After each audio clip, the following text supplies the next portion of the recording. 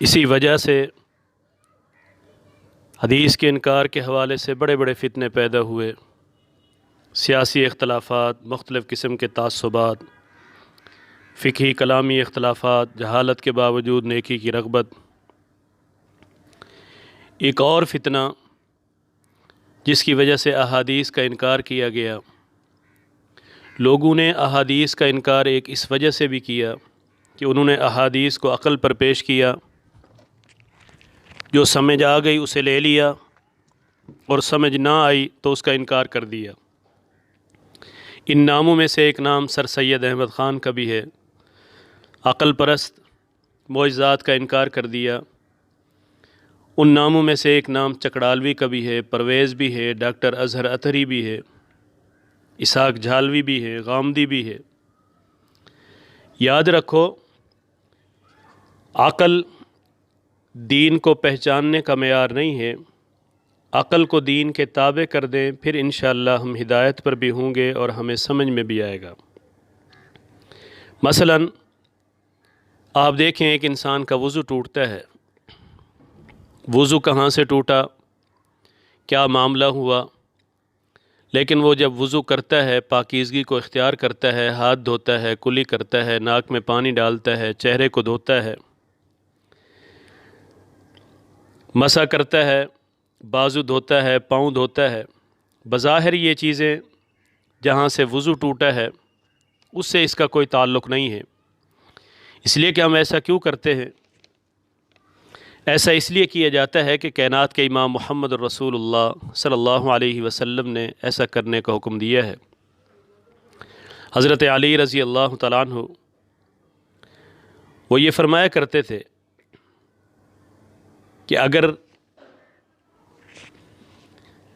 دین عقل کا نام ہوتا تو میں موضوع پر مسح اوپر سے نہیں نیچے سے کرتا، اس لیے کہ عقل مانتی ہے موضع خراب نیچے سے ہوتے ہیں، اوپر سے اتنے نہیں ہوتے، لیکن ہم اوپر سے کیوں کرتے ہیں؟ اس لیے کرتے ہیں کہ کائنات کے امام محمد رسول اللہ صلی اللہ علیہ وسلم نے اسی طرح کرنے کا حکم دیا۔ امام مالک رحمہ اللہ سے کسی نے پوچھا، شہتوت کے درخت کے نیچے بیٹھے ہوئے، کہا کہ اس میں اللہ کے وجود کی دلیل پیش کریں۔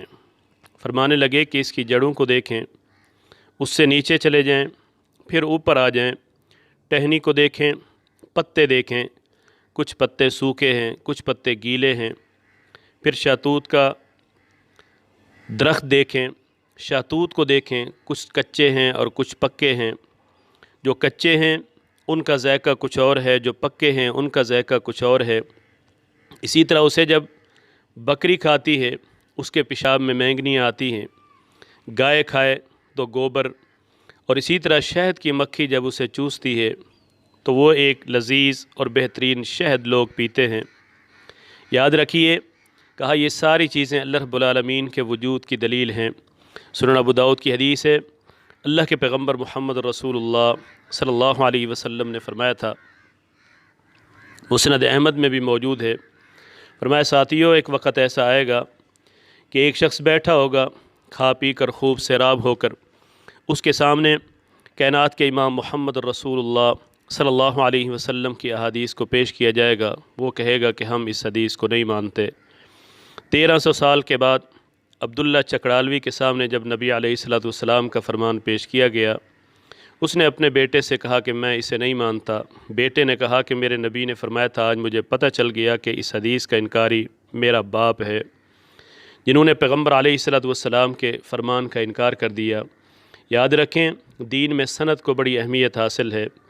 امام مسلم رحمہ اللہ امام بخاری رحمہ اللہ کے شاگرد ہیں، امام بخاری رحمہ اللہ امام شافعی رحمہ اللہ کے، اسی طرح امام شافعی امام مالک رحمہ اللہ کے شاگرد ہیں، وہ نافع کے شاگرد ہیں، اور وہ اعوج کے، وہ ابو ہریرہ کے، اور ابو ہریرہ کائنات کے امام محمد رسول اللہ صلی اللہ علیہ وسلم کے شاگرد ہیں۔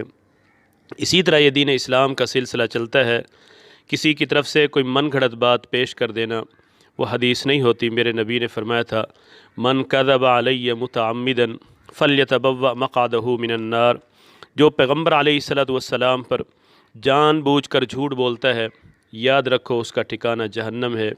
اسی طرح ایک اور فرقہ کھڑا ہوا جسے آپ زنادقہ کہتے ہیں، یہ بھی ایک وضع فرقہ ہے۔ اس نے بھی بڑی حدیثیں گھڑی۔ امام خطابی عون المعبود میں فرماتے ہیں، جب تمہارے پاس کوئی حدیث پہنچے اسے کتاب اللہ پر پیش کرو، موافق ہو تو لے لو ورنہ چھوڑ دو۔ کہا یہ انہی کی وضع کردہ ہے۔ اسی طرح زکریا ساجی یحییٰ بن معین رحمہ اللہ سے نقل کرتے ہیں کہ یہ حدیث زنادقہ نے وضع کی ہے۔ ان ظالموں نے دین اسلام میں بہت بگاڑ کی کوشش کی ہے، بڑی احادیث گھڑی ہیں۔ کہا ہمارا رب عرفہ کی شب خاکی اونٹ پر سوار ہو کر آتا ہے، سواروں سے مصافحہ کرتا ہے، پیدل والوں سے معانقہ کرتا ہے۔ دوسری گھڑی کہا اللہ نے فرشتوں کو اپنے سینے اور بازو کے بالوں سے پیدا کیا۔ تیسری گھڑی کہا ہم نے اپنے رب کو بے حجاب دیکھا، اس کے سر پر موتیوں کا ایک تاج ہے۔ میرے نبی نے فرمایا، کہا اللہ کی آنکھیں دکھنے لگیں، فرشتوں نے بیمار پرسی کی، نعوذ باللہ۔ اسی طرح اور گھڑی کہا اللہ نے اپنے آپ کو پیدا کرنا چاہا تو گھوڑے کو پیدا کیا، اسے جب پسینہ آیا بھگایا تو پھر اپنے آپ کو پیدا کر دیا، بنا دیا، معاذ اللہ ثم معاذ اللہ۔ اسی طرح کہا کہ اللہ نے حروف کو پیدا کیا، با سجدہ ریز ہو گئی، الف کھڑا رہا۔ کہا کہ میرے نبی کا فرمان ہے خوبصورت چہرے کی طرف دیکھنا عبادت ہے، بیگن ہر مرض کی دوا ہے۔ اسی طرح اخلاق میں، عقائد میں، حلال و حرام میں، اس حوالے سے ہزاروں احادیث ان لوگوں نے گھڑی۔ خلیفہ مہدی عباسی کے روبرو ایک شخص نے یہ اعتراف کیا کہ اس نے 100 حدیثیں وضع کی ہیں جو لوگوں میں گردش کر رہی ہے۔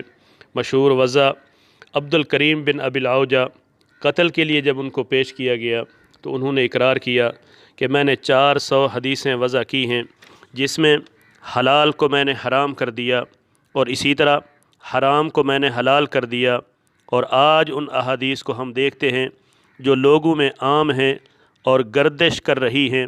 یاد رکھو یہ دین نہیں ہے۔ دین اسلام کا اصل معاملہ اگر آپ نے چیک کرنا ہے تو اسے قرآن و سنت پر پیش کرو، جو قرآن و سنت میں آپ کو صحیح سند کے ساتھ مل جائے، وہ احادیث ہیں، وہ نبی کا فرمان ہے، اسے سینے سے لگاؤ، اس پر عمل کرو۔ اگر اسی